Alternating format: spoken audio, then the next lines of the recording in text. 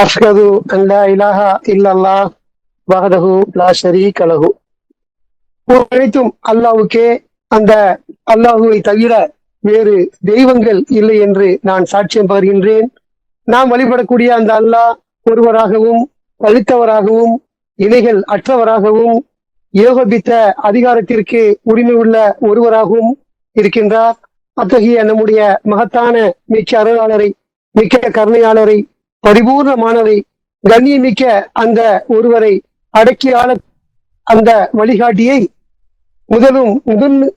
முதலும் முடிவுமான அவரை இங்கே நாம் நினைவு கூறுவதற்காக, அவருடைய வார்த்தைகளிலிருந்து கற்றுக்கொள்வதற்காக, அவரை போற்றி புகழ்வதற்காக, அவரை துதிப்பதற்காக இந்த வலைதள வகுப்பிலே நாம் அனைவரும் இங்கே ஒன்று குழுமியிருக்கின்றோம்.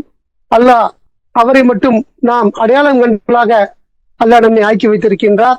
கடவுளாக இருக்க தகுதியான ஒரே ஒருவராக அவர்தான் இருக்கின்றார் என்ற ஒரு பேருண்மையை அறிவதற்கு அல்லாஹ் நமக்கு அருளும் கிருபையும் செய்திருக்கின்றார். நம்மை இந்த உலக மக்கள் மத்தியிலே மிக சிறப்பானவர்களாக அல்லாஹ் நம்மை தேர்ந்தெடுத்திருக்கின்றார். நம்மை அதிர்ஷ்டசாலிகளாகவும் பாக்கியவான்களாகவும் ஆக்கி வைத்திருக்கின்றார். அந்த வகைக்கு நாம் அல்லாஹ்வுக்கு பெரும் நன்றி கடப்பட்டவர்களாக, நன்றி செய்யக்கூடியவர்களாக இருக்க வேண்டும் அப்படிங்கிறத நாம உணர்ந்திருக்கிறோம். அந்த அடிப்படையில நாம் அனுதினமும் அல்லாஹ்வுடைய நினைவில் மகிழ்ந்து இருப்பதற்காக வலைதள வகுப்பிலே குழுமுகின்றோம். அல்லாஹ் நமக்கு தொடர்ச்சியாக அருளும் கிருபை செய்து கொண்டிருக்கின்றார். அந்த வகையில நாம மிகவும் பாக்கியவர்களாக இருக்கின்றோம். அல்ஹம்துலில்லாஹ். அல்லாஹ்வுடைய வார்த்தைகளான அல் குர்ஆன் மட்டுமே மார்க்கத்தின் ஆதாரம் என்றும், இந்த குர்ஆனை தவிர வேறு எந்த ஒன்றும் மார்க்கத்தின் ஆதாரமோ அடிப்படையோ கிடையாது என்றும் நாம் ஒரு தெளிவான அறிவை, புரிந்து கொள்ளுதலை அடைந்திருக்கின்றோம். அதற்கு அல்லாஹ் தான் நமக்கு வழிவகை செய்திருக்கின்றார். அல்ஹம்துலில்லாஹ். அந்த அல்லாஹ்வுடைய வார்த்தைகளான இந்த அல் குர்ஆன் 114 அத்தியாயங்களை கொண்டதாகவும் 6346 வசனங்களை கொண்டதாகவும் உள்ளது. அதுல நம்ம தொடர்ச்சி என்ன செய்யறோம், சின்ன சின்ன சூறாக்கள் இருந்து பார்த்துட்டு வரோம். அப்படி பார்த்த வகையில சென்ற வாரத்தில் நம்ம என்ன பார்த்தோம், அல் பலத், அந்த நகரம் அப்படின்னு சொல்லக்கூடிய ஒரு தலைப்புள்ள ஒரு சூறாவை பார்த்தோம். அதுல சில வசனங்கள் சென்ற வாரம் என்ன பார்த்தோம், அலம் நஜ்ஜல் லஹு ஐனை லிசானன் வஷஃபத்தைன் அப்படி சொல்லி பார்த்தோம்.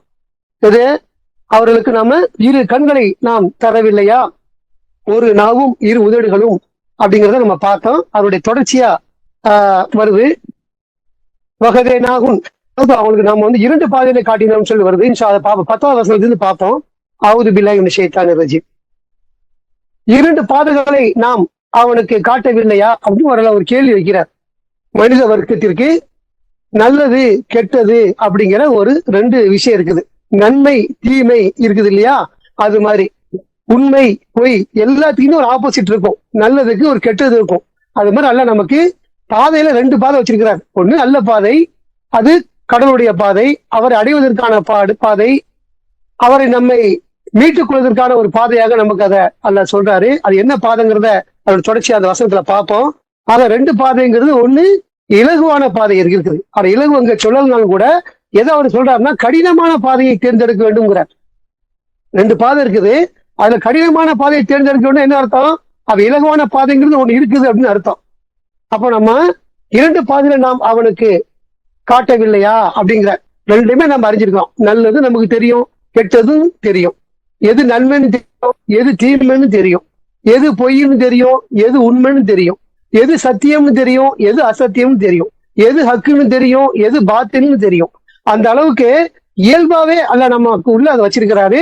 நம்ம அதை அறிஞ்சிருக்கிறோம். அந்த அடிப்படையில 2 பாதையில நாம அவன் காட்டவில்லையான்னு கேட்கிறார். மிக நிச்சயமாக அல்ல காட்டியிருக்கிறார். பார்த்தவொடனே தெரியும். கடவுள் நம்பிக்கை இல்லைன்னு சொல்லக்கூடியவங்க கூட எது சரி எது தப்புன்னு சொல்லுவான். நடக்கக்கூடிய காரியத்தை இது அநியாயம் ஏன் சொல்றான், அவன் கடவுள் நம்பிக்கை கிடையாது, கடவுளும் தெரியாது. ஒரு சாதாரண மனிதனா வாழக்கூடியவன் எதையும் ஏற்றுக்கொள்ளாதவன் கூட என்ன சொல்றான்னா எது நீதி எது நீதி இல்லை அப்படின்னு சொல்லக்கூடிய அளவுக்கு அவனுங்க பயிற்சி பெற்றிருக்கிறான்னா, அப்ப கடவுள் 2 பாதையில காட்டியிருக்கிறாரு. எது சரி தவறு என்பதை அவனால உணர முடியும் அப்படின்னு சொல்லிட்டு நம்பிக்கை கொள்ளாதவன் கூட அப்படி சொல்லக்கூடிய ஒரு வார்த்தையாக இருக்கு நம்ம பாக்குறோம். அந்த அடிப்படையில நமக்கு அல்லாஹ் 2 பாதையை காட்டியிருக்கின்றார். அந்த 2 பாதையில எதை நம்ம தேர்ந்தெடுக்கணும்னு சொல்றாரு, கடினமான பாதையை அவன் தேர்ந்தெடுக்க வேண்டும்ங்கிற. எது கடினமான பாதை அப்படின்னு பின்னால வரிசை அவர் பட்டியலில் போடுறாரு. நமக்கு இயல்பாவே தெரியும் எது நமக்கு இலகுவா இருக்கும், பொய் சொல்லி வாழ்றது இயல்பா இருக்கும். ஆனா அது கடவுள் தடை செஞ்சதா இருக்கும். உண்மையை நம்ம பேசி வாழ்றது கஷ்டமா இருக்கும். ஆனா கடவுள் அதை தேர்ந்தெடுக்க சொல்றார். சரியான பாதையை தேர்ந்தெடுங்க, இலகுவான பாதையில கஷ்டமான பாதையை தேர்ந்தெடுக்க வேண்டும் அப்படின்னா நீங்க நீதமா இருப்பதை தேர்ந்தெடுக்க வேண்டும், உண்மையை பேசுவதை தேர்ந்தெடுக்க வேண்டும் அப்படின்னு நமக்கு எல்லா விஷயத்திலுமே, வியாபாரத்திலும் சரி, குடும்பத்திலையும் சரி, எல்லா வகையிலுமே நமக்கு அல்லாஹ் நமக்கு எதை தேர்ந்து கஷ்டமான தேர்ந்து சொல்றார். ஒரு மனிதன் இருக்கிறான்னா அவன் வாழ்க்கையில பாக்குறான், நிறைய மனிதர்களை பாக்குறான், வாழ்க்கையில இன்னல்களை பாக்குறான். அவன் திருமணம் செய்வதற்கு முன்னாலே ஒரு முடிவு எடுக்கிறான். நம்ம கல்யாணம் பண்ணோம்னா நம்ம மனைவி மக்கள் நம்ம தான் பார்க்கணும், அவனுக்காக நாம தான் சம்பாதிக்கணும், பிள்ளைகளுக்கு நம்ம பார்க்கணும். பிள்ளைகளுடைய வாழ்க்கை பின்னால் நிறைய பார்க்கிறோம். மதிக்காத பிள்ளைகள் இருக்குது, மதிக்காத மனைவிகள் இருக்கிறாங்க. அப்படின்னு பார்க்கும்போது என்ன முடிவு பண்ணுவான் அவன்? திருமணம் செய்யாமலே நாம இருந்தா அது சிறப்புன்னு முடிவு எடுப்பான். அது அவனுக்கு இலகுவான பாதை அவனுக்கு தெரியும். ஆனா கடவுள் நமக்கு எதை வலியுறுத்துறாரு? திருமணம் செய்து எல்லா சோதனையும் நம்ம அடைய வேண்டும், அந்த சோதனையில நாம வெற்றி பெற வேண்டும்ங்கிற பாதையை தான் நமக்கு அல்ல தேர்ந்தெடுக்க சொல்றேன். கல்யாணம் பண்ணா கஷ்டம்தான், எல்லாரும் சேர்ந்துதான் உழைக்கணும், அதைத்தான் நாம தேர்ந்தெடுக்க வேண்டும்ங்கிற. ஆனா தேர்ந்தெடுத்து விட்டால் அல்ல நமக்கு என்ன செய்வாருன்னா இலகுவாக ஆக்குவோம் சொல்றாரு வேற வசனத்துல. அல்ல நாம செய்ய வேண்டியது என்னன்னா சுதந்திரம் இருக்குல்ல, அதை நம்ம தேர்ந்தெடுக்கிறது. நாம என்ன செய்யணும் தேர்ந்தெடுக்கிறது மட்டும்தான் நம்முடைய வேலை, வேற எதுவுமே கிடையாது. எல்லாமே அல்லாஹ் நாட்டம் தான். நம்ம எண்ணத்தை பொறுத்து அல்ல என்ன செய்வார்னு வழி நடத்த போறேன். நான் நம்பிக்கை உண்டா இருக்குன்னு ஆசைப்பட்டேன்னா நம்ம நம்பிக்கை உள்ள வைப்பார். நான் சரியான பாயில் வழி நடக்க வேண்டும் ஆசைப்பட்டேன்னா அந்த பாயில் எனக்கு சரியாக வழி நடத்துவார். நான் உண்மையை பேச வேண்டும் நான் முடிவெடுத்தேன்னா உண்மையை பேச வைப்பார். இப்படி எல்லா வகையிலுமே நாம தேர்ந்தெடுக்கக்கூடிய அந்த விஷயம் இருக்குதுல்ல, அதுல ஆசைப்படணும். நம்ம சத்தியத்தில் இருக்கணும், நேர்மையா இருக்கணும், நீதமா இருக்கணும், ஒழுங்கா நடக்கணும், வியாபாரத்துல சரியா இருக்கணும், பொய் பேசக்கூடாது அப்படின்னு எல்லா வகையிலும் நம்ம ஆசைப்பட்டோம் சொன்னா அதுல மிக நிச்சயமாக நல்லா வழி நடத்துவார். அதை நம்ம இலகுவாகவும் ஆக்குவார். அதை தேர்ந்தெடுக்க கூட கஷ்டமா தெரியும், அதெல்லாம் வாழ்க்கையா அது ஒரு பெரிய கஷ்டம் அப்படின்னு சாத்தா நம்ம காட்டுறான். அதை பொய் சொல்லி தான் வாழ முடியும், உண்மை சொல்லி வாழ முடியாது அப்படின்னு அவனுக்கு ஒரு கிசு இருப்பான். இதெல்லாம் சாத்தானுடைய விஷயம். எல்லாம் அல்லாவுக்கு எதிரான எல்லா வாசகங்களுமே சாத்தானுடைய வாசகமா தான் இருக்கு. ஏன்னா அவன் அதுவும் முபின்கிறார், தெளிவான விரோதி. நம்மளை பொறுத்த வரைக்கும் சாத்தான் தெளிவான விரோதி. அவன் நமக்கு எப்படிலாம் வழிகாட்டுவான்னா இப்படித்தான் இலகுவான பாதையை வழிகாட்டுவான். அது சொகுசா இருக்குமா, நீ எப்படி வேணாலும் வாழலாம், அதான் இந்த உலகத்துல நல்லா இருக்கும் அப்படின்னு காட்டுவான். ஆனா எப்படியெல்லாம் வாழணுங்கிறது இஸ்லாம் கிடையாது. இப்படித்தான் வாழ வேண்டும் அப்படிங்கிறது தான் இஸ்லாமே. அதை நமக்கு அல்ல நிறைய கற்றுக் கொடுத்திருக்கிறார். அந்த பாதைகளை நம்ம என்ன செய்யணும்? தேர்ந்தெடுக்க வேண்டும். தேர்ந்தெடுத்தோம் சொன்னா தேர்ந்தெடுக்க மட்டும்தான் நம்மளுடைய கடமை. விருப்பப்படுவது, ஆசைப்படுவது, எண்ணத்தில் கொள்வது, அதுக்கப்புறம் அல்ல வழி நடத்த போறேன். நாமளே நீதியா நடக்கிறதோ, உண்மையை பேசுறதோ, சரியான நபரா இருக்கிறதோ அப்படின்னு நமக்கு எந்த சக்தியுமே இல்லை. அந்த சக்தியையும் பலத்தையும் வளத்தையும் அல்லாஹ் நமக்கு என்ன செய்யறாரு? வழங்க போறாரு, வழி நடத்த போறாரு. நமக்கு உண்மையிலே சுயமான சக்தி கிடையவே கிடையாதுங்கிறத சுயமா நம்ம உணரணும். முதல்ல நாம பேசுறோம், இந்த பேசக்கூடிய பேச்சு நான் தான் பேசுறேனா அப்படின்னு எனக்கு எப்படி சொல்ல முடியாத? அது ஒரு உள்ளுக்குள்ள நம்ம மூச்சு எடுக்கிறோம், காத்து எடுக்கிறோம், உள்ள காத்து இருக்குது, காத்து இருக்கிற வரைக்கும் தான் பேச முடியும். மூச்சு காத்து முடிஞ்சிருச்சுன்னா நமக்கு அந்த பேச்சு வராது, காத்து இல்லைன்னா. அப்ப காத்து தான் நம்ம உடலுக்குள்ள பூருது, மூக்கு வழியா பூருது, சுவாசத்துக்கு தேவையான காற்றுக்கு போகுது. அந்த உள்ள போன்ற காத்துல அங்க அதற்கான வேலைகள் நடந்துட்டு வாயு வழியா தேவைக்கும் அந்த காத்து வெளியே வருது இல்லையா? தொண்டுக்குள்ள போய் அந்த குரல் வளைய வழியா தான் வெளியே வருது. வெளியே என்ன வருதுன்னா காத்து தானே வருது. காத்து வருது, நாவு அசையுது, உதடு அசையுது, பேச்சு வெளிப்படுது. இது எப்படி நம்ம செய்ய முடியும்? யோசிச்சு பாருங்க நீங்க. கண்டிப்பா நம்மளால அப்படி செய்ய முடியாது. சத்தம் எங்கேருந்து வருது? முதல்ல அதை கண்டுபிடிக்க முடியுமா? நம்மளால சொல்ல முடியுமா?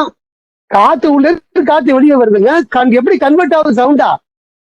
ஒவ்வொருத்தருக்கும் ஒரு விதமான சத்தங்கள் இருக்குது, ஒவ்வொருத்தருக்கும் ஒரு விதமான குரல்கள் இருக்குது. எல்லாரும் தனித்தனி அடையாளம் அல்ல வச்சிருக்கிறாரு. இந்த சத்தம் எங்கேருந்து வருது சொல்ல முடியுமா? நம்மளால கண்டுபிடிக்கவே முடியாது. காத்து வெளிப்படுது, நாவு அசையுது, மனம் நினைக்குது, வெளியே வருது. அப்ப நம்மளா சுயமா பேசவில்லை அப்படிங்கிறது புரியுதா? அந்த அடிப்படையில நம்ம ஒரு அந்த முயற்சி தான். நான் செய்ய போறேன், நான் முடிவு எடுக்கிறோம், கடவுள் தான் வழி நடத்துறார். இப்ப எல்லா வகையிலையுமே நாம தேர்ந்தெடுக்கக்கூடிய பாதை எதுவா இருக்கணும்னா கடவுள் சொல்லக்கூடிய சரியான பாதைகள் எல்லாமே கடினமான பாதை தான். நோன்பு இருக்கிறது கஷ்டம், நின்றுட்டு தொழுவது கஷ்டம், ஒரு ஹஜ்ஜிக்கு போறதுங்கிறது பயணம் செய்யறது சாதாரண பிரயாணங்களுக்கே கஷ்டமா இருக்குது. வயசாயிட்டா அவ்வளவு தூரம் பிரயாணப்படணும் அப்படின்னா அது இன்னும் கஷ்டமா இருக்கும். ஆனாலும் நீங்க என்ன செய்யணும்? அந்த அந்த கஷ்டமான பாதையை தேர்ந்தெடுக்க வேண்டும். ஆனா அல்லாஹ் அனுஷார் அதை இலகுவாக ஆக்கி கொடுப்பாரு அப்படின்னு நம்ம அறிஞ்சு வச்சிருக்கோம். அந்த அடிப்படையில நாம 2 பாதைகளை அவனுக்கு நாம் காட்டவில்லையான்னு கேட்கிறாரு. மிக நிச்சயமா காட்டிக்கிறாரு. ஆனால் அதிலே அவன் கடினமான பாதையை தேர்ந்தெடுக்க வேண்டும் அப்படின்னு சொல்லிட்டு சில பட்டியல் சொல்றார். அல்லாஹ்வுடைய பட்டியல் சில இருக்குது. நம்ம வாழ்க்கையில நம்ம இப்ப பேசுனதெல்லாம் வாழ்க்கையில கடந்தது, நம்ம அனுபவிச்சது, எது கஷ்டம் நம்ம புரிஞ்சுக்கிட்டோமோ அதை நம்ம சொல்லியிருக்கிறோம். அப்ப அல்லாஹ் என்ன சொல்றாருன்னா, எது கடினமான பாதை? ஒரு கேள்வி கேட்கிறேன். அல்லாஹ் ஒரு கேள்வி கேட்கிறாருன்னா அது தெரியும் அர்த்தம் இல்லை, நம்ம கற்றுத்தர போறாருன்னு அர்த்தம். அது நிறைய குரான்ல பாக்குறோம். நீ அறிவீரா அப்படின்பாரு. இந்த வரலாறு தெரியுமான்னு கேட்பாரு.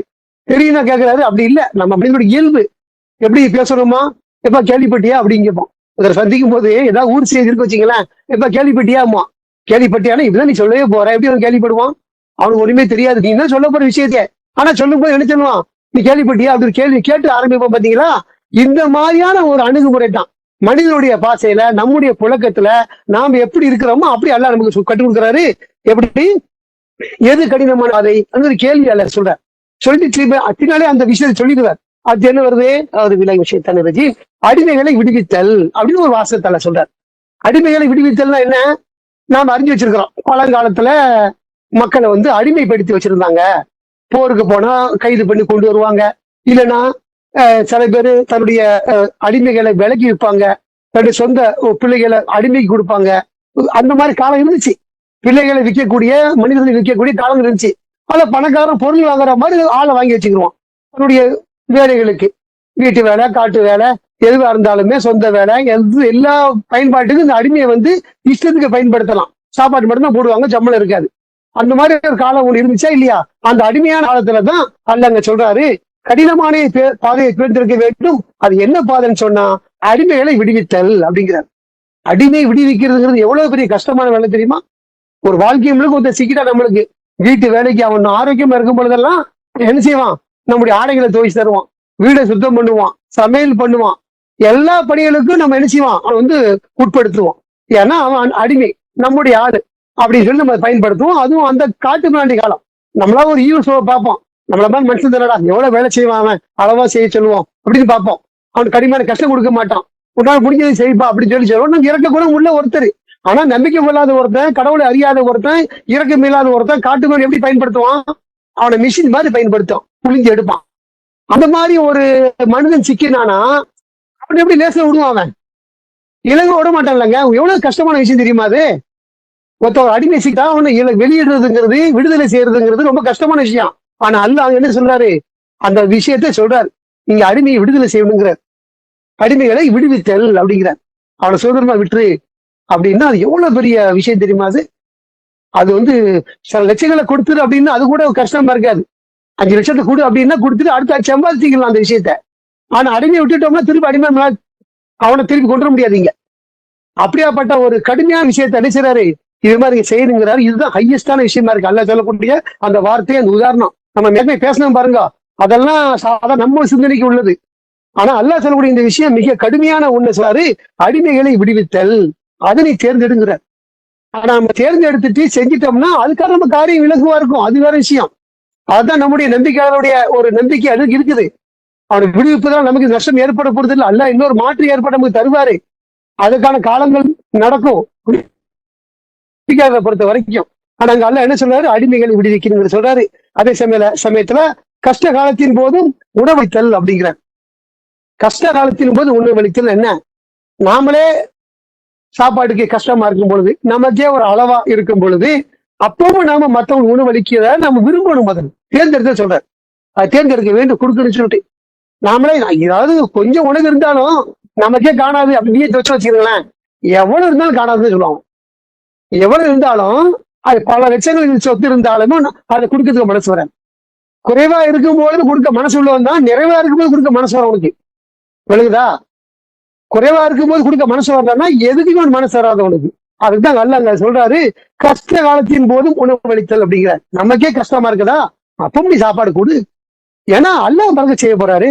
குறைவான உணவு முறை சத்து வைப்பாரு. குறைவான உணவு போதும் திருப்தியை கொண்டு நம்மளுக்கு நம்மளை ஆதரிப்பாரு. திருப்தியை கொண்டு நம்ம நினைச்சவாரு, நம்மளை அங்கீகரிப்பாரு. அதெல்லாம் அல்லாஹ் கையில இருக்குது. நம்ம நிறைய சாப்பிடறதுனால நம்ம திருப்தியா இருக்க போறோமா? அப்படி இல்லையா? சில உணவுகள் நம்ம வயிறு அடைக்குத, 4 வாய் சாப்பிட்ட உடனே சில சமயம் என்ன செய்ய மாட்டேங்குது, நமக்கு பசிக்க மாட்டேங்குது, அடங்கி போயிடுது. சந்தோஷமா இருக்கும் பொழுது நமக்கு பசிக்க மாட்டேங்குது, உணவு தேவைப்பட மாட்டேங்குது. அப்ப நம்ம உடல்ல எவ்வளவு மாற்றங்கள் இருக்குது பாருங்க. ரெகுலரா நம்ம சாப்பிட 2 பிளேட் சாப்பிட இருந்தாலும் நான் மகிழ்ச்சியின் உச்சத்துல இருக்கும் பொழுது 4 வாய் தான் சாப்பிடுவோம். தேவைப்படாது. ஏன்னா நம்ம அவ்வளவு பெரிய லாபத்தை அடைஞ்சிருக்கோம், அவ்வளவு பெரிய மகிழ்ச்சி அடைஞ்சிருப்போம், சந்தோஷம் இருப்போம், பூரித்து இருப்போம். அதனால எனக்கு தேவைப்பட உணவே தேவைப்படாது. இப்படி அல்லாத நினைச்சப்பட நம்முடைய உணவுகள்ல நம்முடைய சத்துக்களை, நம்முடைய இயல்புகளை, நம்முடைய உணர்வுகளை கட்டுப்படுத்த போறேன். அப்படி இருக்கும்போது குறைவாக உணவு இருந்தாலும் நாம் என்ன செய்யணும், மற்றவங்க கொடுக்கணுங்கிறத இங்க அல்ல சொல்லி கொடுக்கிறார். கஷ்ட காலத்தின் போதும் உணவளித்தல், நீ அதை தேர்ந்தெடுங்கிற. கொடு அப்படின்னு சொல்றதை விட தேர்ந்தெடுத்தா நம்ம கொடுக்க அல்லவா செய்வாரு, வழிவகை செய்வாரு. அதை குடிச்சிட்டோம் நாளைக்கு நமக்கும் திருப்தியா இருப்போம், அவங்களும் திருப்தியா இருப்பாங்க. இந்த மாதிரியான கஷ்டமான நீங்க தேர்ந்து சொல்ற. இதுதான் அல்லாஹ்வுடைய பாதையா இருக்குது. அப்படி 2 பாதையில கஷ்டமான பாதையை நீங்க தேர்ந்தெடுங்க அப்படின்னு சொல்ற. தேர்ந்தெடுக்கிறது மட்டும்தான் நம்முடைய பணியா இருக்குது. மற்றதெல்லாம் அவர் நடத்துறார். நம்ம வாழ்க்கையில நம்ம சம்பாதிச்சா எல்லாம் சாப்பிட்டு இருக்கோமா? அப்படி இல்லையா? எவ்வளவு காலங்கள் கடந்திருக்கிறோம். நம்மள ஒவ்வொருத்தருக்கும் 20 வயசு, 30 வயசு, 40, 60, 70 கடந்திருக்கோமே. என்னைக்காவது பட்டி எடுத்திருக்கிறோமா? சொல்ல முடியுமா? அப்படி தண்ணி இல்லாம இருந்திருக்கிறோமா? உணவு ஒரு நாள் இல்லாம கூட இருந்திருக்கலாம், தண்ணி குடிக்காம இருந்திருக்க மாட்டோம். உணவுக்கான வேலையில பிஸ்கட் சாப்பிட்டு இருப்போம். எல்லா வீட்லயும் இன்னைக்கு பொரியல் இருக்கும். இன்னைக்கு கிடைக்கலாம் கூட வீட்டுல கிச்சன்ல எல்லா பொருள், அதுல முக்கியமா பிஸ்கெட் இருக்கும், அதுல முக்கியமா இருக்கும். அது இல்லாத இடங்கள் கிடையாது. ஒண்ணுமே இல்லை, அதை சாப்பிடுவோம். அதுவும் இல்லையா ஒரு சாயா டீ குடிப்போம். எதுவுமே இல்லையா தண்ணி குடிப்போம். இப்படியா இல்லாம வாழ்ந்திருக்கோமான்னு நினைச்சு பாருங்க. இல்ல, நம்ம வாழ்க்கையில் நம்ம நிறைய அடைஞ்சிருக்கிறோம். ஆனா எதையுமே என்ன செய்யணும் தெரியுமா? சேகரித்து வைக்கணும். நாம் குடிக்கக்கூடிய தண்ணி வாழ்க்கைக்கு, உயிருக்கு இன்றியமையாத கிடைக்க முடியும். கேன் வாட்டருக்கு 10 வாட்டர் நம்ம வீட்டுல வச்சிருக்கிறோம். அது 15 நாளைக்கு ஓடும், 20 நாளைக்கு ஓடும். திரும்பவும் நம்ம ரீஃபில் பண்ணி வைக்கிறோம். அதான் செய்ய முடியும். 20 days 25 days தான் இந்த ஸ்டாக் இருக்கும், 15 கேனுங்கிறது. அதுக்கப்புறம் வாங்கித்தான் ஆகணும். அது கிடைக்க யாரும் வழியை செய்யறாரு, அல்லதானே செய்யறாரு. அதெல்லாம் கிடைக்கும் நமக்கு எல்லாமே கிடைக்கும். எல்லாமே கடவுள் தான் நம்மளை வழி நடத்துறாரு. நம்ம இவ்வளவு வளர்ந்துட்டோமா? இல்ல கடவுள் நம்மளை வளர்த்தாரா? சாப்பிடணும்னு வளர்தான், சாப்பிடாதுன்னு வளர்தான் செய்யறோம். பசியில் உள்ளவன்னு வளர்றான், பசி இல்லாம இருக்கணும் வளர்த்தான் செய்யறான். உலகத்துல பல நாடு இருக்குது. நம்ம ஊர்ல 3 வேளை சாப்பிடுறோம். அரபு நாடுகள்ல பசிதான் சாப்பிட்டு இருப்பாங்க. அங்க கணக்கு கிடையாது வேலைகளுக்கு எல்லாம். அங்க இன்னும் சில நாடுகள் 2 வேளை சாப்பிடக்கூடிய ஊர்கள் இருக்குது. அவெல்லாம் வளராம இருக்கிறானா? வளர்ந்தாருங்க. எல்லாமே அல்லாஹ் கையில தான் இருக்குது. அவர் தான் கட்டுப்படுத்துறார். அல்லாஹ் எபுசுத்து ரிஸ்கல் இமை ஏஷாவு எக்குதிருங்கிறார். தன் நாடியவர்களுக்கு கதிர் அதிகமா கொடுப்பேங்கிறார். தன் நாடியவர்களுக்கு சுருக்கி விடுவேன்னு சொல்றாரு. எல்லாமே அவர் கட்டுப்பாட்டு இருக்கு. நாம வைக்கிறதுனாலயோ, நாம சம்பாதிக்கிறதுனாலயோ, நாம ஒரு பெரிய தொழில் வச்சுக்கிறதுனாலயோ, நம்ம கீழே நிறைய வேலை பார்க்கறாங்கிறதுனாலயோ நம்ம சாப்பிடல, பணக்காரனா இல்ல, வசதியா இல்ல. நமக்கு வழங்குகின்றார். எல்லாம் இருக்குதுங்க. சொத்து இருக்கு, சுகம் இருக்குது, ஆள் இருக்குது, தொழில் இருக்குது, கம்பெனி இருக்குது. உடம்பு செய்யலன்னா என்ன செய்ய முடியும்? சாப்பிட முடியுமா? வீடு நிறைய ஸ்டாக் இருக்கு, ஸ்டோரேஜ் இருக்குது, 3 மாசத்துக்கு போதும். சாப்பிட முடியுமா உடம்பு செய்யலன்னா? அப்ப யார் கட்டுப்படுத்துறா? வாழ்வையும் மரணத்தையும் கட்டுப்படுத்துற யார்? கடவுள் தானே. அப்ப அவர் சொல்றாரு, நீங்க இதை தேர்ந்தெடுங்க அப்படிங்கிற. அவர் சொன்னதை கேட்டோம்னா அது ரொம்ப சிறப்பு. எது கடினமான பாதை? அடிமைகளை விடுவித்தல், கஷ்ட காலத்தின் போது உணவளித்தல். நம்ம சேரமா? அதை கஷ்ட காலத்தின் உணவளித்தல் தேர்ந்தெடுத்திருக்கிறோமா? அதை செய்யறோமா? அதெல்லாம் ரொம்ப நம்ம ஒரு எப்படி இருக்கும், சரி அவங்களுடைய விஷயம். அதே சமயத்துல அதை யாருக்கு கொடுக்கணும் அப்படிங்கிற பட்டியலை சொல்றாரு. உறவினர்களான அனாதைகளுக்கு. அடுத்து 15ல உறவினர்கள் அனாதைகளுக்கு அப்புறம் அல்லது தேவையுடனான ஏழைகளுக்குன்னு சொல்றாரு. இதை நம்ம என்ன பார்ப்போம். உறவினர்களான அனாதைகள், உறவினர் நம்ம சொந்தக்காரங்க சொல்றாரு. முதல்ல தர்மம் யார் கொடுக்கணும்னா முதல்ல நம்முடைய உறவுகளுக்குங்கிறது. உறவுகளை யார் கஷ்டப்படுறாங்க, யாரு நமக்கு கீழே இருக்கிறாங்க, அந்த உறவுகளையும் முதல்ல யார் சொல்றாங்க? அனாதையை சொல்றார். தாய் தோப்பம் இல்லாம இருக்கிறாங்களா, நாதியற்ற மக்களா இருக்கிறாளா, அந்த அனாதைகளுக்கு நீங்க கொடுங்க அப்படின்னு சொல்றாரு. அதுக்கப்புறம் உறவினர் பட்டியல் வரும். ஜக்காத்து ஒரு பட்டியல் 7 வரிசைகள் இருக்குது. வரிசையா தாய் தப்ப பெற்றோர், அதுக்கப்புறம் தான் ஒருவெல்லாம் வரிசையா வரும். அந்த 7 பட்டியல் ஒரு அல்லா வரிசை எப்படி படுத்துறாரு நம்ம அதை செய்யறத அந்த அடிப்படையில் இங்க அல்லா சொல்றாரு, உறவினர்களா இருக்கக்கூடிய அனாதைகளுக்குங்கிற. நாதியற்றவங்க, நாதியற்றது யாருன்னா தாய் தப்ப இல்லை, அவங்களுக்கு யாருமே இல்லைன்னா நாம தான் அவங்களுக்கு உறவுக்காரங்க. இவங்களுக்கு என்ன செய்யுங்க, நீங்க அந்த உணவை கொடுங்க அப்படிங்கிறத அல்ல சொல்றாரு. அதுக்கு அடுத்து அல்லது தேவையுடனான ஏழைகளுக்குங்கிற. ஏழை யார் அப்படின்னா நம்ம பட்டியல் பிடிச்சுன்னு தெரியுமா, இவெல்லாம் பணக்காரன், இவெல்லாம் ஏழை அப்படின்னு. அப்படி கிடையாது. தேவை உடையவன் எவன் இருக்கிறான்னு அவங்க பூராம ஏழைன்னு சொல்றாரு. உலக பணக்காரனா ஒரு யாரையும் உங்க பேரை வச்சுக்கிறீங்க, இல்ல நம்ம இந்தியால கூட வச்சுக்கிறீங்க, அதானி அம்பானி சொல்லக்கூடிய பணக்காரனா இருக்கட்டும், அவன் பணக்காரனா அப்படின்னா அவன் தேவையெல்லாம் மாறும் பொழுது அவன் ஏழை ஆயிடுவான் அந்த இடத்துல. அவர் இப்ப அவருடைய ராஜ்ய கோபுரத்துல இருப்பாரு, அவருன்னு ஒரு வெளியே பயணம் பண்றாரு, தனியா இருக்கிறாரு, அவர் கையில எந்த ஒரு நிராயுத பணியா இருக்கிறாரு, எதுவுமே செயல்பட முடியல, சொத்து சுகமெல்லாம் இருக்குது. இப்ப குடிக்க தண்ணி வேணுமே, இந்த ஊருக்கு வந்தாச்சு, இப்ப உணவு வேணும், இப்ப அவர் யார் அப்படின்னு கேட்டா பணக்காரர் கிடையாது, இப்ப அவர் தேவையுடைய ஏழை ஆயிட்டார் அந்த இடத்துல. அதை நம்ம அந்த இடத்துல புரிஞ்சுக்கணும். நம்ம ஒரு ஆந்திராவுடைய ஒரு மினிஸ்டர் கூட முதலமைச்சர் இருக்கும்போது சில வருஷம் முன்னாடி நடந்துச்சு. அவர் தனி ஹெலிகாப்டர்ல போனாரு, ஒரு காட்டு பகுதியில விழுந்துருச்சு. அந்த உடலை கண்டுபிடிக்கவே பல அமெரிக்க படைகள்லாம் வந்துச்சு. அப்ப அவ்வளவு பெரிய மினிஸ்டரா இருந்தும் பாதுகாப்பு படையில எல்லாம் சேர்ந்து போய் எல்லாம் ஒட்டுமொத்தமா முடிஞ்சிருச்சு அந்த கதை. அப்ப அவ்வளவு பெரிய ஆளு அந்த இடத்துல உயிர் தப்பி இருந்தாலும் பசி வந்தா யார் அவரு? அவர் என்ன முதலமைச்சரா? அவர் பணக்காரரா? அவர் சொத்துக்காரரா? எதுவுமே கிடையாது. அவர் இப்ப தேவையுடையவர். என்ன தேவை? உணவு பூவா தேவை, சாப்பாடு தேவை, தண்ணி தேவை. இப்ப அவர் யார் தெரியுமா? பணக்காரனா? ஏழை. அதுதான் நல்லா சொல்றாரு, தேவையுடையவரான ஏழைகளுக்கு அப்படிங்கிறார். நாம இந்த யாராச்சும் நமக்கு நம்ம இடத்துல இருக்கு வசதியா இருப்போம், நாம காட்டுக்கு போயிட்டோம்னா நாம யாரு? வசதியான கிடையாது, நாம தேவையுடையவங்க தான். அந்த ஏழைகளுக்கு என்ன செய்யுங்க? கொடுங்க அப்படிங்கிறது அல்ல நமக்கு சொல்றாரு. அதை நம்ம கொடுக்கணும், கஷ்ட காலத்திலே கொடுக்கணுங்கிறத நமக்கு வலியுறுத்துறாரு. அத்துடன் நம்பிக்கை கொண்டவர்களில் ஒருவனாக ஒருவர் மற்றவரிடம் உறுதிப்பாட்டுடன் இருக்குமாறு உபதேசித்துக் கொண்டும் ஒருவர் மற்றவரிடம் தன்னுடன் இருக்குமாறு உபதேசித்துக் கொண்டும் இருத்தல். இதெல்லாம் ரொம்ப கஷ்டமான சொல்றாரு. நம்ம ஒருத்தர் பிரச்சாரம் பண்றோம்ல, உபதேசம் பண்றோம்ல, இந்த உபதேசம் செய்ய சொல்லி எப்ப சொல்றாரு?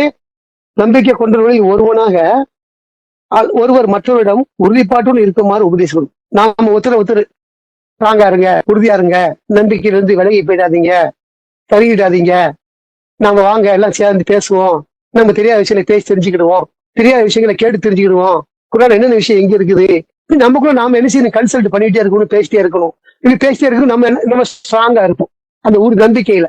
எப்ப நாம பேசுறத விட்டுட்டோமோ, தொடர்புல இல்லையோ, கான்டாக்ட் யாரையும் பண்ணலையோ அப்படின்னா நாம கொஞ்சம் கொஞ்சமா டிகிரி சைட் ஆகி போயிடும், பின்னால போயிடும். அதுதான் நம்ம என்ன செய்யறோம்னா, போன் மூலமாக தெரிஞ்சவங்கள்ட்ட தெரியாத விஷயங்களை, நம்முடைய என்ன கற்றுக்கொண்டோமோ அந்த விஷயங்களை ஷேர் பண்ணிக்கிடணும். அதை அல்ல அங்க வலியுறுத்துறாரு. அது ஒரு கஷ்டமான விஷயமா இருக்குது. யாரும் நம்ம மத்தவங்களோட போன் பேசி தெரிஞ்சுக்கிறோமா? நான் போன் பேசிக்கிறேன், அதோட திருப்பையில நம்ம மார்க்க விஷயமா பேசுறோம். அப்படி எல்லாரும் இருக்கிறோமா? நம்ம பரிசோதனை பண்ணிக்கிறோம், பண்ணி அதை நம்ம தூங்கணும். குரானை படிச்சுட்டே இருந்தோம்னா நம்ம சந்தேகம் வரும், நம்மளுக்கு தெரியாத விஷயங்கள். அதை கேட்கக்கூடிய மக்கள் இருக்கணும். எனக்கு இது புரியலையே, இந்த வசதி எனக்கு தெரியும் கேட்கணும். ஏன்னா அவருக்கு தெரிஞ்சிருக்கிறதுனால கேட்க தெரியல, அவருக்கு தெரியாம இருக்கலாம், அவரும் அதை கற்றுக்கொள்வாரு, இது என்னவா இருக்கும் அப்படின்னு சொல்லிட்டு. அப்படி மொத்தமா பேசும்போது அல்ல நமக்கு வெளிப்படுத்தி காட்டுவார். சரியா? அந்த அடிப்படையில நம்பிக்கை கொண்டவர்கள் ஒருவனாக மற்றவரோட உறுதிப்பாடுகள் இருக்குமாறு உபதேசித்துக் கொண்டு மற்றவங்கள்ட்ட என்ன செய்ய சொல்றாரா? உறுதிப்பாடோடு இருக்குமாறு உபதேசிக்கிறார். நீ உறுதியா இருங்க அப்படிதான் நாம உறுதியா இருக்க முடியும். நீங்க நல்லது செய்யுங்கன்னு சொன்னா நான் செய்ய, நான் அப்பதான் நல்லது செய்வேன். இப்ப பொய்லாம் பேசாதப்ப உண்மையை பேசுவோம், அப்பதான் நானும் செய்வேன். நான் ஒருத்தனுக்கு உபதேசம் பண்ணிட்டு நான் பாட்டுக்கு வேற மாதிரி நடக்க முடியாதுல்ல, என் மனசாட்சி எனக்கு குத்தும்ல. அந்த அடிப்படையில அதை செய்யுங்கள சொல்றேன். நாம ஒருத்தருக்கு உபதேசித்துக் கொண்டு இருக்கணும் அப்படின்னு சொல்ல, உறுதிப்பாடு இருக்குமாறு உபதேசித்துக் கொண்டும் ஒருவர் மற்றவரிடம் கனிவுடன் இருக்குமாறு உபதேசம் இருக்க வேண்டும். ஒருத்தர் தமக்குள்ள கனிவா இருக்கணுங்கிற, கனிவா இருக்கணும், மரியாதையா நடக்கணும், நல்ல சொல்லணும், பின்னால பேசக்கூடாது, கஞ்சாடை பேசக்கூடாது, கருத்து நேரடியா பேசணும், உள்ள ஒண்ணு வச்சுட்டு வெளியில பேசக்கூடாது, ஒரு கருத்தை சொன்னாலும் அதுக்கு மாற்றமா சொல்லணும்னு நினைக்க கூடாது. சரியான கருத்தா இருந்தா ஆதரிக்கணும், நமக்கு பிடிக்காத இருந்தாலும் எதிரியா இருந்தாலும் என்ன செய்யணும்? சரியான விஷயம் இருந்தா நம்ம அறிவு சரி பண்ணி ஆதரிக்கணும். ஆனா என்ன செய்ய, எப்படி நடக்கக்கூடாது? பிடிக்காத சொன்னாக்க அதை சரியில்லைங்கிற மாதிரி பேசக்கூடாது, எதிராக பேசக்கூடாது, தனக்குள்ளேயே முழுமுழுக்க கூடாது, அப்படிதான் செய்யக்கூடாது. நமக்குள் நம்ம மரியாதையா நடக்கணும், கனிவா நடக்கணும்னு சொல்றாரு. கனிவா நாம நடக்கிறது நம்ம தூண்டணும். நாம கனிவா நடக்கும் போது அவங்க கனிவா நடப்பாங்க. நமக்குள்ள ஒற்றுமை இருந்தா தான் வெளியில் வரக்கூடிய ஆளுக்கு நம்ம பலமா இருக்க முடியும். நம்ம 2 பேரும் சண்டை போட்டோம் வச்சுக்கிறீங்களா, நம்ம சண்டை போட்டோம்னா ஒற்றுமை இல்லைன்னா அவன் அடிக்கும் போது வேடிக்கை பார்ப்பான். நம்மளு ஒரு குடும்பமா இருக்கட்டும் அல்லது ஒரு ஊரா இருக்கட்டும், எதுவா இருந்தாலுமே என்ன நடக்கும் அந்த குடும்பத்துக்குள்ள கடன் மனைவியா இருக்கட்டுமே, அவன் சண்டை பிடிச்சாங்கன்னா இன்னொருத்த அடிக்கும் போது வேடிக்கை பார்த்துட்டு இருப்பாங்க. மனைவி இன்னொருத்தோட அடி வாங்கினாலோ கணவன் அடி வாங்கினாலும் இன்னொரு வேடிக்கை பார்ப்பான். அதான் நடக்கும். ஏன்னா அதான் நீ எதிர்பார்த்துட்டு இருப்பான். அப்ப சண்டை போட்டுட்டு அந்த ஒற்றுமை அதான் நடக்கும். அதுதான் அல்லாஹ் நமக்கு ஒற்றுமையை வலியுறுத்துறாரு. அது எப்படி சொல்றாருன்னா, ஒற்றுமை சொல்லும் போது அல்லாஹ்வுடைய கயிறுன்னு சொல்றாரு. கயிறு எதுல இருந்து தெரியுமா? கயிறு வட கயிறு தடியா பாக்குறோம். எந்த அளவுக்கு ஸ்ட்ராங்னா, ஒரு பெரும் தேரு கப்பல் மாதிரி இருக்கக்கூடிய விஷயங்கள்லாம் கெட்டி இருக்கக்கூடிய உறுதியான கயிறு சொல்றாரு. ஆனா அந்த கயிறு நீங்க கவனிச்சு பாருங்க, எதிர ஆனது தெரியுமா? கயிறு வெறும் ஆனது. அந்த முறுக்கிட்டீங்கன்னா, உருத்து போட்டீங்கன்னா முழுக்கான சின்ன ஒரு பொடி தேங்காய் நார்ல செய்யறோம் தெரியுமா? இது நார்ல செய்யறோம், சணல்ல செய்யறோம். என்னது அது? சின்ன சின்ன துகள். அது இவ்வளவு பேர் தடி வட கயிறா இருந்தாலும் எப்படியே செய்யப்பட்டதோ அதை நீங்க பிரிச்சு இரிச்சு உரிச்சு பாத்தீங்கன்னா புற விழுந்துரும். அப்படித்தான் நாம் இருக்கிறோம் தனித்தனி நபரா. ஆனா அந்த எப்படி அந்த அந்த உதிரியா இருக்கக்கூடிய கயிறுகளை ஒட்டுமா சேர்ந்து ஸ்ட்ராங் ஆக்கி ஒரு கட்டிடத்தையே கட்டி தூக்கக்கூடிய அளவுக்கு இருக்குது பாருங்க. ஒரு தேரை இழுக்கிறான், ஒரு கப்பலை இழுக்கிறான், என்னென்னமோ செய்யறான் அந்த கயிறு வச்சு. ஆனா கயிறுங்கிறது எப்போ அது கயிறு ஆகுது? எல்லாம் ஒண்ணு சேர்ந்தாதான் கயிறு. அது வெறும் துகளா இருந்துச்சுன்னா பூனா காத்துல பறந்துடும். நம்மளும் அப்படித்தான். ஒற்றுமை இல்லைன்னா பூனா காத்துல பறந்துடும். ஒண்ணுக்கு உதவ மாட்டோம். அதான் நமக்கு நல்ல உதாரணத்தில் நமக்கு சொல்றாரு. கயிறு சொல்றாரு. அந்த கயிறுங்கிறது சின்ன துகளல் ஆனது. அப்படி ஒரு தீக்குச்சியில 10 வச்சுன்னா பொசுக்குன்னு எரிஞ்சிடும். அந்த இது ஒரு மண்ணுக்கு உதவாது. அப்படியாப்பட்ட கயிறு எவ்வளவு ஸ்ட்ராங்கா இருக்குது பாருங்க. அது எல்லாம் ஒண்ணு சேர்ந்தாதான் அந்த பலம். அந்த மாதிரி கயிறு நல்ல உதாரணம் நமக்கு சொல்றேன். அப்படி நம்ம ஒற்றுமையா இருக்கணும். அதை கனிவுடன் இருக்க, மரியாதையா இருக்க உபதேசத்திற்கு அல்லாஹ் அங்க வலியுறுத்துறாரு. இந்த மாதிரி நபர்கள் தான் என்னவா இருக்கிறாங்கன்னா, மகிழ்ச்சிக்கு தகுதி அறிந்து விட்டனர் அப்படிங்கிற. யார் அதை தேர்ந்தெடுத்தாங்களோ, கஷ்ட காலத்திலையும் உணவளிக்க கூடியத, நாம கனிவா இருக்கிறத, மரியாதையா நடக்கிறத, உபதேசித்து கொண்டு இருக்கிறத நாம தேர்ந்தெடுத்தோம் சொன்னா நாம மகிழ்ச்சிக்கு தகுதியா இருப்போம் அப்படின்னு சொல்றாரு. இன்னும் 2 வசனம் இருக்குது, தொடர்ச்சியா நம்ம பார்ப்போம். ஆனா அல்லாஹ்வுடைய இந்த வார்த்தைகள் வளமானதா இருக்குது, நமக்கு வழிகாட்டக்கூடியதா இருக்குது, நம்மளை நேர்மைப்படுத்தக்கூடியதா இருக்குது. அதை பத்தி பேசும்போது நிறைய சிந்தனைகள் வருது. நம்ம மகிழ்ச்சிக்கு உட்படுத்துது. ஒரு வைப்ரேஷன் இருக்கு பாருங்க. அதை பேசலாம். சாதாரண நிறைய பேர்த்த பேசுறோம், ஆனா ஒண்ணுமே தெரியாது. இப்ப பாருங்க, ஒரு என்ன சொல்றது, அது பேரே தெரியல இருக்கு. அந்த மாதிரியான ஒரு நெகிழ்வு நம்மள சோழரெல்லாம் பார்த்தோம்னா ஒரு இது ஏற்படும். அப்படியே ஒரு நடுக்கம், ஒரு எப்படி சொல்றது தெரியல அந்த வார்த்தை. அந்த மாதிரி ஒரு உணர்வு இருக்கும். இதெல்லாம் எதுக்கு? அவரை பத்தி பேசும்போது, அவரை பேசி மகிழ்ந்து இருக்கும் பொழுது, நம்ம இன்னைக்கு நல்ல ஒரு விஷயத்த பேசியிருக்கோம், மக்கள் நல்லது சொல்லியிருக்கிறோம். இதன் மூலமா அதை மக்கள் பின்பற்ற ஆரம்பிச்சாங்கன்னா அது நன்மைன்னு வரும், நமக்கும் சேர்ந்து கிடைக்குது. சொல்றாரு, எவனு ஒரு நன்மை ஏவி அதை செய்ய வைக்கிறோமோ அது நமக்கு கிடைக்குது. அது எவ்வளவு பெரிய ஒரு வரவா இருக்குது, எவ்வளவு பேர் கிரெடிட்டு. அல்லாஹ் நமக்கு அதை இலகுவாக்கி இருந்திருக்கிறாரு. அந்த மாதிரி அல்லாஹ் நமக்கு மென்மேலும் அது மாதிரியான ஒரு பாக்கியங்களை தந்து ஆசிரிக்கணும்னு சொல்லி நம்முடைய பாவங்களை மன்னித்து நம்மளை நேர்வழிப்படுத்தி நம்மளை மீட்டுக் கொள்வார் என பேசி இந்த உரையை நாம் நிறைவு செய்வோம். வார்த்தையின் பூனைத்தும் அல்லாஹ்வுக்கே. மாஷா அல்லாஹ், லா குவத்த இல்லா பில்லா. அல்ஹம்துலில்லாஹ். ஸலாமு அலைக்கும்